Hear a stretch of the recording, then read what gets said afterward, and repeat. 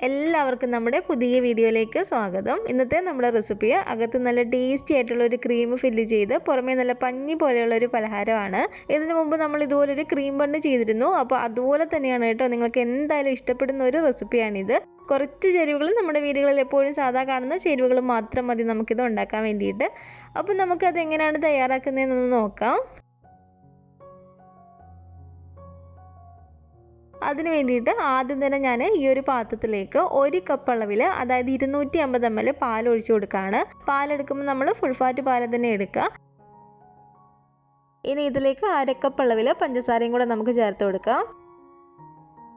ഇനി നമുക്കിതിലേക്ക് ഒരു കോഴിമുട്ട ഇതുപോലെ ചേർത്ത് കൊടുക്കാം. പാലും മുട്ടയൊക്കെ നമ്മൾ ഫ്രിഡ്ജിൽ വെച്ചിരുന്നതാണെങ്കിൽ ഫ്രിഡ്ജിൽ നിന്ന് വെളിയിലേക്ക് എടുത്ത് വെച്ച് കൊടുത്തിട്ട് നല്ലപോലെ തന്നെ അതിൻ്റെ തണുപ്പ് പോയതിന് ശേഷം മാത്രം നമ്മൾ ഇതിലേക്ക് എടുക്കുക. ഇനി ഇതിലേക്ക് ഒരു 2.25 ടീസ്പൂൺ അളവിൽ നമുക്ക് ഇൻസ്റ്റൻറ്റ് ഈസ്റ്റും കൂടെ ചേർത്ത് കൊടുക്കാം. ടേബിൾ സ്പൂണിലല്ല, ഇതുപോലെ ചെറിയ ടീസ്പൂണിൽ വേണം നമ്മൾ 2.25 ടീസ്പൂൺ ഈസ്റ്റ് ചേർത്ത് കൊടുക്കാൻ വേണ്ടിയിട്ട്. അതുപോലെ തന്നെ ഇൻസ്റ്റൻറ്റ് ഈസ്റ്റാണ് ഞാൻ ഇതിലേക്ക് ചേർത്ത് കൊടുത്തിരിക്കുന്നത്. ഞാനിപ്പോൾ ഇത് കുറച്ച് ഏറെ തന്നെ ഉണ്ടാക്കുന്നുണ്ട് കേട്ടോ, അതുകൊണ്ടാണ് ഇത്ര ഈസ്റ്റ് ചേർത്ത് കൊടുത്തിരിക്കുന്നത്. അപ്പോൾ ഇവയെല്ലാം കൂടി ചേർത്തിട്ട് നല്ലപോലെ തന്നെ ഞാനൊന്ന് മിക്സ് ചെയ്തെടുത്തിട്ടുണ്ട്. ഇനി നമ്മൾ ആദ്യമേ പാലളന്നെടുത്ത ഒരു കപ്പിൽ തന്നെ ഒരു 3.25 കപ്പ് അളവിൽ മൈദ മാവും കൂടെ ഞാൻ ഇതിലേക്ക് ചേർത്ത് കൊടുക്കുകയാണ്. അതായത് 250 ml കപ്പിൽ ഒരു 3.25 കപ്പ് അളവ് മൈദ മാവ് ഞാൻ ഇതിലേക്ക് ചേർത്ത് കൊടുത്തിട്ടുണ്ട്. അപ്പോൾ ഈ ഒരു 2 നുള്ളു ഉപ്പും കൂടി ചേർത്ത് കൊടുത്തിട്ട് നമുക്കിത് നല്ലപോലെ തന്നെ ഒന്ന് മിക്സ് ചെയ്തിട്ടെടുക്കാം. ആദ്യം ഇതുപോലൊരു സ്പാച്ചിൽ ഒരു തവിയെ വെച്ചിട്ട് നമ്മളൊന്ന് മിക്സ് ചെയ്യുക. അതിനുശേഷം നമുക്കിത് കൈ കൊണ്ട് തന്നെ ഒന്ന് മിക്സ് ചെയ്തിട്ടെടുക്കാം.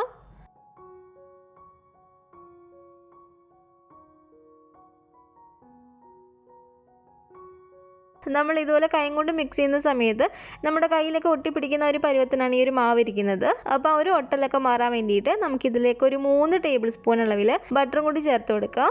ബട്ടർ നമ്മൾ ചേർത്ത് കൊടുക്കുമ്പോൾ അൺസാൾട്ടഡ് ബട്ടർ തന്നെ വേണം നമ്മൾ ഇതിലേക്ക് ചേർത്ത് കൊടുക്കാൻ വേണ്ടിയിട്ട്. ബട്ടറും കൂടി ചേർത്തിട്ട് നല്ലപോലെ ഇതുപോലെ കൈവച്ചൊന്ന് മിക്സ് ചെയ്യുക.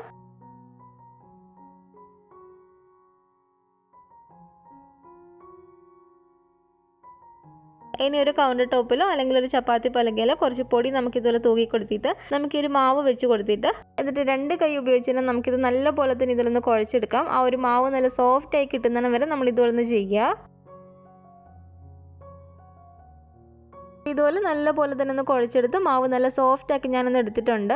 വിള്ളലുകളോ പൊട്ടലുകളോ ഒന്നും ഇല്ലാതെ മാവ് നല്ല സോഫ്റ്റ് ആയിട്ട് വേണം നമ്മൾ കുഴച്ചിട്ടെടുക്കാൻ വേണ്ടിയിട്ട്. ഇനി ഒരു പാത്രത്തിലേക്ക് കുറച്ച് ഓയിൽ ഒഴിച്ച് കൊടുത്തിട്ട് നമുക്ക് നന്നായിട്ട് ഓയിൽ ഒന്ന് സ്പ്രെഡ് ചെയ്ത് കൊടുക്കാം. അതിനുശേഷം നമ്മൾ നല്ല സോഫ്റ്റ് ആക്കി കുഴച്ചെടുത്ത് ഈ ഒരു മാവ് ഇതിലേക്ക് വെച്ച് കൊടുത്തിട്ട് അതിൻ്റെ മുകളിലേക്കും കുറച്ച് ഓയിൽ നമുക്കൊന്ന് തൂക്കി കൊടുക്കാം. ഇനി നമുക്ക് ഇതുപോലെ ഒരു പ്ലാസ്റ്റിക് റാപ്പോ അല്ലെങ്കിൽ ഒരു ചെറിയൊരു നനഞ്ഞൊരു തുണിയോ ഉണ്ടെങ്കിൽ ഒന്ന് കവർ ചെയ്ത് കൊടുക്കാം. ഇത് ഏകദേശം ഒരു മണിക്കൂറിനുള്ളിൽ തന്നെ നമുക്ക് നല്ല ഡബിൾ ആയിട്ട് കിട്ടും. അപ്പോൾ ഇതിപ്പോൾ ഇവിടെ നിന്ന് പൊങ്ങി കിട്ടാൻ വേണ്ടിയിട്ട് നമുക്കൊന്ന് മാറ്റി വെക്കാം. ആ ഒരു സമയം കൊണ്ട് നമുക്ക് ഇതിലേക്ക് ആവശ്യമായിട്ടുള്ള ക്രീം ഒന്ന് റെഡിയാക്കിയിട്ട് എടുക്കാം കേട്ടോ. ക്രീം റെഡിയാക്കാൻ വേണ്ടിയിട്ട് നമുക്കിതിലേക്ക് വേണ്ടത് ഒരു 3 കോഴിമുട്ടയുടെ മഞ്ഞയാണ്. വെള്ളയില്ലാതെ ഈ ഒരു മഞ്ഞക്കരുവായിട്ട് മാത്രം നമുക്ക് ഈ ഒരു പാത്രത്തിലേക്ക് ഇട്ട് കൊടുക്കാം. ഇതിലേക്ക് ഒരു 1/2 കപ്പ് അളവിൽ, അതായത് ഒരു 125 ml പാലും കൂടി ചേർത്ത് കൊടുക്കുകയാണ്. ഇതിലേക്ക് ഒരു 2 ടീസ്പൂൺ അളവിൽ വാനില എസൻസും കൂടി ചേർത്ത് കൊടുക്കുകയാണ്. അതുപോലെ തന്നെ ഒരു 3.5 ടേബിൾ സ്പൂൺ അളവിൽ കോൺഫ്ലോറും കൂടെ നമുക്ക് ചേർത്ത് കൊടുക്കാം. എന്നിട്ട് നല്ലപോലെ തന്നെ ഇതൊന്ന് മിക്സ് ചെയ്തിട്ട് എടുക്കുക.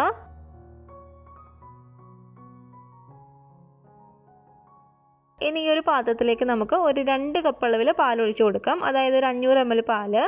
ഇതിലേക്ക് ഞാനൊരു 1/2 കപ്പ് അളവിൽ പഞ്ചസാരയും കൂടെ ചേർത്ത് കൊടുക്കുകയാണ്. ഇതിന് നമുക്ക് ഗ്യാസ് അടുപ്പിലേക്ക് വെച്ച് കൊടുത്തിട്ട് നല്ലപോലെ തന്നെ ഒന്ന് ചൂടാക്കിയിട്ട് എടുക്കാം കേട്ടോ.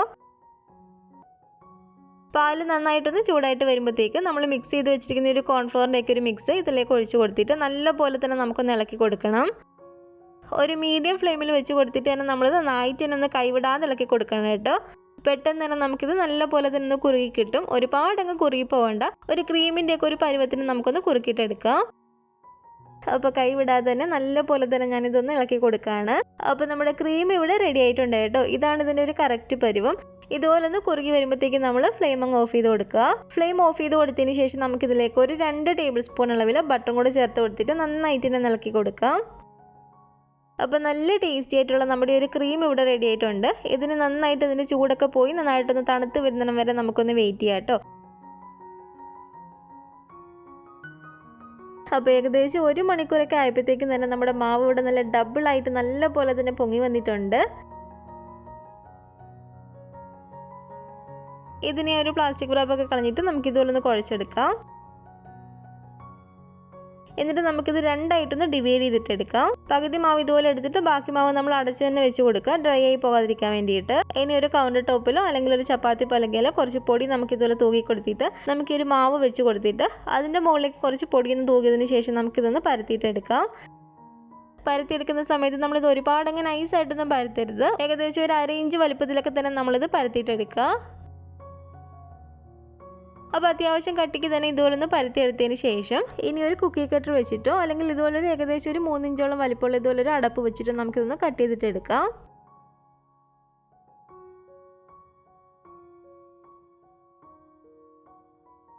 അപ്പോൾ മാവെല്ലാം തന്നെ അത്യാവശ്യം ഈ ഒരു വലുപ്പത്തിൽ നമുക്ക് പരത്തിയിട്ട് ഒന്ന് കട്ട് ചെയ്തിട്ടെടുക്കാം. അപ്പോൾ ഇതെല്ലാം തന്നെ ഞാനിത് ഈ ഒരു വലുപ്പത്തിലൊന്ന് കട്ട് ചെയ്തെടുത്തിട്ടുണ്ട്. ഇനി ഇതൊരു തുണി കൊണ്ടോ അല്ലെങ്കിൽ ഇതുപോലൊരു പ്ലാസ്റ്റിക് റാപ്പ് കൊണ്ടൊന്ന് മൂടി കൊടുത്തിട്ട് നമുക്കൊരു 10 മിനിറ്റ് നേരത്തേക്ക് ഇതൊന്ന് റെസ്റ്റ് ചെയ്യാൻ വേണ്ടിയിട്ട് വെക്കാം. അപ്പോൾ ഒരു 10 മിനിറ്റ് കഴിഞ്ഞതിന് ശേഷം ഞാൻ ഈ ഒരു പാത്രത്തിലേക്ക് കുറച്ച് ഓയിൽ ഒഴിച്ച് കൊടുത്തിട്ട് അത്യാവശ്യം ഓയിൽ നല്ല ചൂടായിട്ട് കിടക്കുകയാണ്. ഒരു മീഡിയം ചൂടായിട്ട് കിടക്കുന്ന ഓയിലേക്ക് വേണം നമ്മളിത് ഇട്ട് കൊടുക്കാൻ വേണ്ടിയിട്ട്. ഇട്ട് കൊടുത്തിട്ട് നമ്മൾ തീ കുറച്ച് വെച്ച് കൊടുത്തിട്ട് വേണം ഇത് ഫ്രൈ ചെയ്തിട്ട് എടുക്കാൻ വേണ്ടിയിട്ട്. ആ ഒരു അകമൊക്കെ നന്നായിട്ട് തന്നെ നമുക്ക് വെന്ത് കിട്ടാൻ വേണ്ടിയിട്ടാണ്. അപ്പോൾ ഇതിവിടെ നല്ല പോലെ തന്നെ ഒന്ന് പൊങ്ങി വരുന്നുണ്ട്. ഇതുപോലെ തിരിച്ച് മറിച്ചിട്ട് കൊടുത്തിട്ട് നല്ല പോലെ തന്നെ നമ്മളൊന്ന് ഫ്രൈ ചെയ്തിട്ട് എടുക്കുക.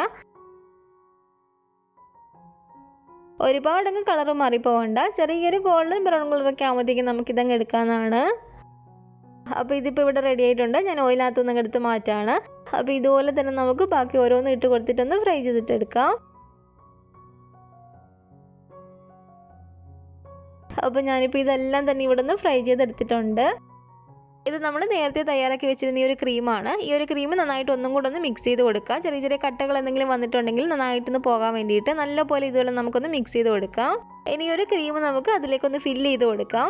പൈപ്പിംഗ് ബാഗ് ഉണ്ടെങ്കിൽ അതിലേക്ക് ക്രീം നമ്മൾ ഒഴിച്ച് കൊടുത്തിട്ട് നമുക്കൊന്ന് ഫില്ല് ചെയ്തിട്ട് എടുക്കാം. അല്ലെങ്കിൽ സാധാ മിൽമ പാലിൻ്റെയൊക്കെ ഒരു കവർ ഉണ്ടെങ്കിൽ അതിലേക്ക് നമ്മൾ ഈ ഒരു ക്രീം ഇതുപോലെ ഫില്ല് ചെയ്ത് കൊടുത്തിട്ട് അറ്റൊന്ന് കട്ട് ചെയ്തിട്ട് നമുക്ക് ഇതിലേക്ക് ഫില്ല് ചെയ്ത് കൊടുക്കാവുന്നതാണ്. അപ്പോൾ ഇതിലേക്ക് നമ്മൾ ഇതുപോലൊരു ചെറിയൊരു ഹോൾ ഇട്ട് കൊടുക്കുക. ഇതുപോലൊരു സ്റ്റിക്ക് വെച്ചിട്ടോ അല്ലെങ്കിൽ ഒരു കത്തി ഉപയോഗിച്ച് ചെറുതായിട്ടൊന്ന് ഹോൾ ഇട്ട് കൊടുക്കുക അകത്തേക്ക്. എന്നിട്ട് നമുക്ക് ഇതിൻ്റെ ഉള്ളിലേക്ക് ഇതൊന്ന് ഫില്ല് ചെയ്ത് കൊടുക്കാം. അപ്പോൾ ഇതുപോലെ തന്നെ നമുക്ക് എല്ലാത്തിലും ഈ ഒരു ക്രീം ഒന്ന് ഫില്ല് ചെയ്ത് കൊടുക്കാം. ഇതിപ്പോൾ ഇത്രയും മാത്രമായിട്ടാണെങ്കിൽ നമുക്കിത് കഴിക്കാൻ നല്ല ടേസ്റ്റാണ്. ആ ഒരു ക്രീം അകത്ത് വരുമ്പോൾ തന്നെ കഴിക്കാൻ നല്ല ടേസ്റ്റാണ്. പക്ഷെ ഞാനിപ്പോൾ ഇതിലേക്ക് കാരമൽ റെഡിയാക്കിയിട്ട് അതിലൊന്ന് മുക്കിയിട്ടും കൂടെ എടുക്കുന്നുണ്ട്. കാരമൽ ഒന്ന് മുക്കിയിട്ട് എടുക്കുന്ന ഈ ഒരു സ്റ്റെപ്പ് നമുക്ക് വേണമെങ്കിൽ മാത്രം ചെയ്ത് കൊടുത്താൽ മതി, നിർബന്ധമില്ല. നമുക്ക് വേണമെങ്കിൽ ഒഴിവാക്കാവുന്നതാണ്. നമ്മൾ നല്ല ചൂടായിട്ട് കിടക്കുന്ന കാരമലിലേക്കാണ് മുക്കിയിട്ട് എടുക്കുന്നത്. അപ്പോൾ അത് നമ്മൾ അത്രയും ശ്രദ്ധിച്ച് വേണം ചെയ്യാൻ വേണ്ടിയിട്ട്. കാരമൽ റെഡിയാക്കി എടുക്കാൻ വേണ്ടിയിട്ട് ഞാനിപ്പോൾ ഇതിലേക്ക് 1 കപ്പ് പഞ്ചസാരയും ഒരു 1/2 കപ്പ് അളവിൽ വെള്ളം കൂടെ ഒഴിച്ചു കൊടുക്കുകയാണ്. ഒരു മീഡിയം ഫ്ലെയിമിൽ ഇട്ട് കൊടുത്തിട്ട് തന്നെ നമുക്കിത് നല്ലപോലെ ഇതൊന്ന് ഇളക്കി കൊടുക്കാം. കുറച്ച് കഴിയുമ്പോഴത്തേക്കും തന്നെ ഇതുപോലെ ചെറുതായിട്ട് അതിൻ്റെ കളറൊന്ന് മാറി വരാൻ തുടങ്ങും. അപ്പോൾ ഈ ഒരു കളറൊക്കെ ആയി വരുമ്പോഴത്തേക്കും തന്നെ നമ്മളങ്ങ് ഫ്ലെയിം ഓഫ് ചെയ്ത് കൊടുക്കേണ്ടതാണ്. ഇതിൽ ഒരുപാടങ്ങ് കളറങ്ങ് കൂടിപ്പോയാൽ അതങ്ങ് കരിഞ്ഞു പോയിട്ട് അതിൻ്റെ ഒരു ടേസ്റ്റ് തന്നെ അങ്ങ് മാറിപ്പോവും. ഈ ഒരു മൂന്നാമത്തെ സ്റ്റെപ്പ് നമ്മൾ ചെയ്യുവാണെങ്കിൽ നല്ല പോലെ തന്നെ ശ്രദ്ധിച്ച് വേണം ചെയ്യാൻ വേണ്ടിയിട്ട്. കാരണം ഇത് നല്ല ചൂടായിട്ട് കിടക്കുകയാണ്. ഇതങ്ങ് തണുത്ത് പോയിട്ടുണ്ടെങ്കിൽ ഈ ഒരു കാരമൽ അങ്ങ് കട്ടയായി പോവും. അപ്പോൾ ഒരു ചൂടോട് കൂടിയിട്ട് തന്നെ നമ്മൾ ഇതുപോലെ ഒന്ന് മുക്കിയിട്ട് എടുക്കുക. നമ്മളിത് മുക്കുന്ന സമയത്ത് കയ്യിലൊന്നും ആകാതെ പ്രത്യേകം ശ്രദ്ധിക്കുക കേട്ടോ. നല്ല ചൂടായിട്ട് കിടക്കുന്നതുകൊണ്ടാണ് ഞാൻ വീണ്ടും വീണ്ടും എടുത്ത് പറയുന്നത്. നല്ല ചൂടോട് കൂടിയിട്ട് നമ്മൾ ഇതുപോലെ മുക്കുന്ന സമയത്ത് കയ്യിൽ ഒരു കാരമൽ ആവുമെന്ന് പേടിയുള്ളവർ ഈ ഒരു സ്റ്റെപ്പ് നമുക്ക് ഒഴിവാക്കാവുന്നതാണ് കേട്ടോ. ഇതുപോലെ നമ്മൾ കാരമൽ ഒന്ന് മുക്കി എടുക്കുമ്പോഴത്തേക്കും അതിൻ്റെ മുകളിൽ കാണാൻ കുറച്ചും കൂടി ഒരു ഭംഗിയും പിന്നെ കഴിക്കുമ്പോൾ ആ ഒരു കാരമലിൻ്റെ ഒരു ടേസ്റ്റും കൂടി വന്നിട്ട് കുറച്ചും കൂടി നല്ലൊരു ടേസ്റ്റ് ഉണ്ടാവും. അപ്പോൾ ഈ ഒരു മൂന്നാമത്തെ സ്റ്റെപ്പ് നിങ്ങൾ ചെയ്യുവാണെങ്കിൽ കയ്യിലൊന്നും വീഴാതെ തന്നെ സൂക്ഷിച്ച് മാത്രം ചെയ്യുക കേട്ടോ. അപ്പോൾ അതിൻ്റെ ചൂടൊക്കെ പോയി നല്ല പോലെ തന്നെ നമുക്കിതൊന്ന് സെറ്റായി കിട്ടിയിട്ടുണ്ട്. അപ്പോൾ നമ്മുടെ നല്ല ടേസ്റ്റി ആയിട്ടുള്ള കാരമൽ ക്രീം ഡോണറ്റ്സ് ഇവിടെ റെഡിയായി കിട്ടിയിട്ടുണ്ട്.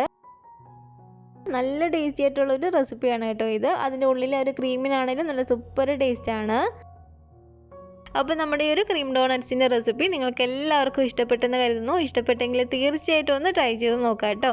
ഉണ്ടാക്കി നോക്കിയിട്ട് നിങ്ങളുടെ അഭിപ്രായങ്ങളൊക്കെ മറക്കാതെ തന്നെ നമ്മുടെ കമൻറ്റ് ബോക്സിൽ വന്ന് അറിയിക്കുക. അതുപോലെ തന്നെ നമ്മുടെ വീഡിയോ ആരെങ്കിലും ആദ്യമായിട്ട് കാണുന്നുണ്ടെങ്കിൽ താഴെ കാണുന്ന റെഡ് സബ്സ്ക്രൈബ് ബട്ടണും കൂടെ ഒന്ന് പ്രസ് ചെയ്ത് സപ്പോർട്ട് ചെയ്യണേ. കൂട്ടത്തിൽ കാണുന്ന ബെല്ലൈക്കണും കൂടെ ഒന്ന് ക്ലിക്ക് ചെയ്ത് അതിൽ ഓൾ എന്ന ഓപ്ഷൻ തന്നെ കൊടുക്കുകയാണെങ്കിൽ ഞാൻ പുതിയ പുതിയ റെസിപ്പികളൊക്കെ ഇടുമ്പോൾ നിങ്ങൾക്ക് അതിൻ്റെ നോട്ടിഫിക്കേഷൻ കിട്ടുന്നതായിരിക്കും. ഇൻഷാല്ലാ വീണ്ടും നമുക്ക് ഇതുപോലെ നല്ലൊരു റെസിപ്പി ആയിട്ട് കാണാം.